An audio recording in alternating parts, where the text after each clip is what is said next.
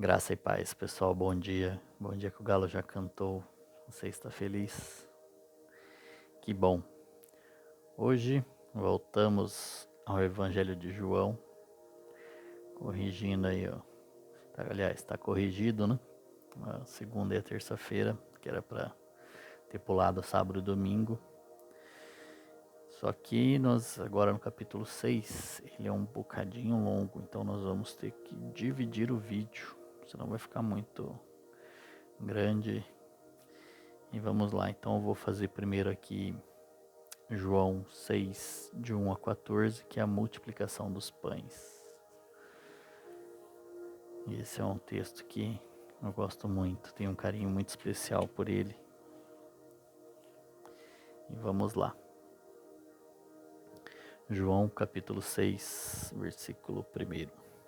Algum tempo depois, Jesus partiu para outra margem do mar da Galileia, ou seja, do mar de Tiberíades. E grande multidão continuava a segui-lo, porque viram os sinais milagrosos que ele tinha realizado nos doentes. Então Jesus subiu ao monte e sentou-se com seus discípulos. Estava próxima a festa judaica da Páscoa. Levantando os olhos e vendo uma grande multidão que se aproximava, Jesus disse a Filipe: Onde compraremos pão para esse povo comer? Fez essa pergunta apenas para pô-lo à prova, pois já tinha em mente o que ia fazer. Filipe lhe respondeu: 200 denários não comprariam pão suficiente para que cada um recebesse um pedaço. Outro discípulo, André, irmão de Simão Pedro, tomou a palavra. Aqui está um rapaz com 5 pães de cevada e 2 peixinhos. Mas o que é isto para tanta gente? Disse Jesus: Mandem o povo assentar-se.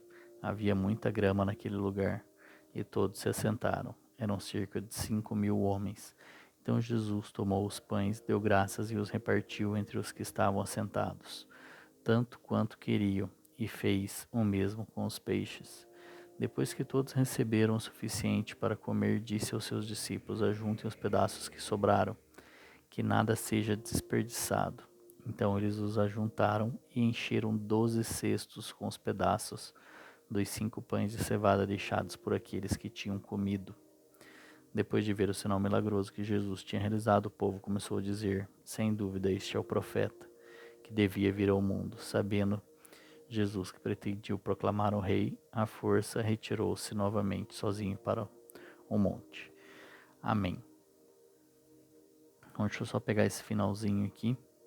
Sabendo Jesus que pretendiam proclamá-lo rei, à força retirou-se novamente sozinho para o monte. O povo estava querendo proclamar Jesus a rei por quê?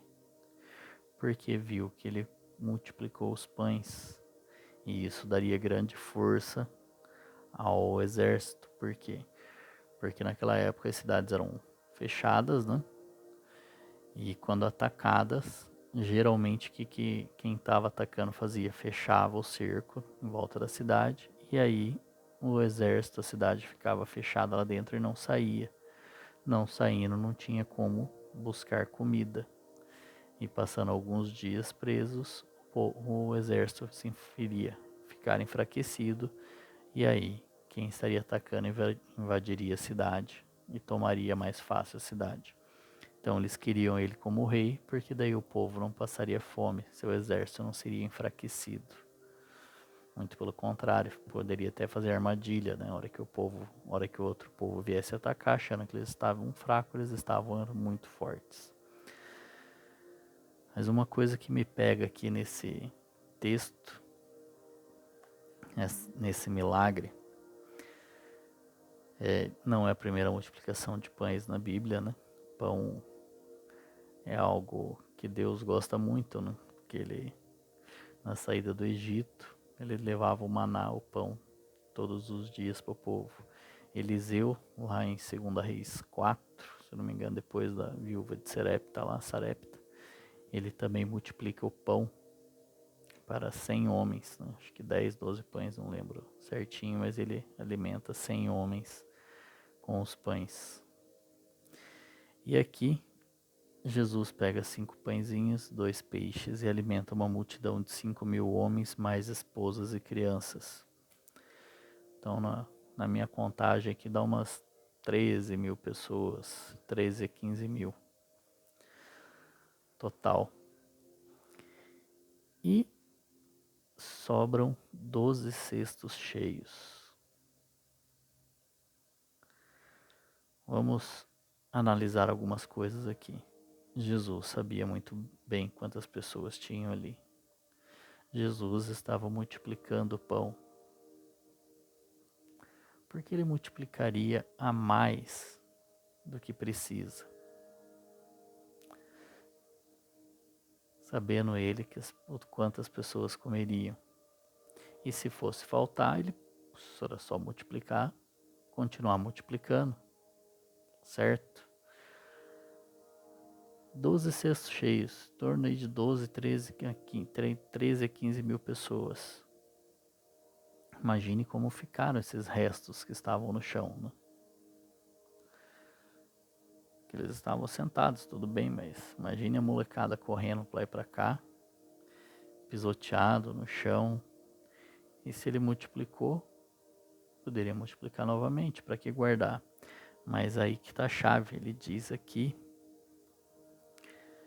no versículo 12, disse aos seus discípulos: ajuntem os pedaços que sobraram, que nada seja desperdiçado. Ou seja, outra tradução está para que nada seja desperdiçado. Ele podia multiplicar mais, mas aquilo que ele faz não pode ser desperdiçado. Aquele dom que ele te deu não pode ser desperdiçado. Aquilo que ele fez em sua vida não pode ser desperdiçado. O milagre que ele fez para a gente não pode ser desperdiçado. 12 cestos cheios.